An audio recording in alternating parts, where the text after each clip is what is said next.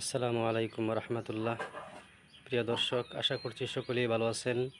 আপনাদের সম্মুখে প্রশ্নোত্তর পর্ব নিয়ে উপস্থিত হয়েছি। প্রশ্ন হচ্ছে, ইঞ্জেকশনের মাধ্যমে শরীরে যে ওষুধ প্রবেশ করানো হয়, ইহার কারণে কি ওযু ভেঙে যাবে? বা রক্ত যদি বাহির হয়, রক্ত বাহির হইলেও কি ওযু ভেঙে যাবে?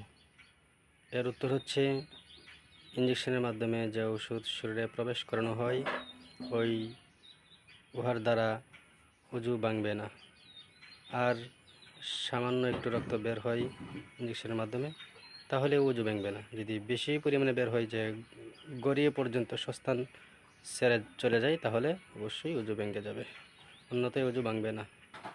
ফতোয়া কিতাব ফতোয়া হিন্দিয়া 1 নম্বর খণ্ডের 6 নম্বর পৃষ্ঠার মধ্যে উল্লেখিত হয়েছে।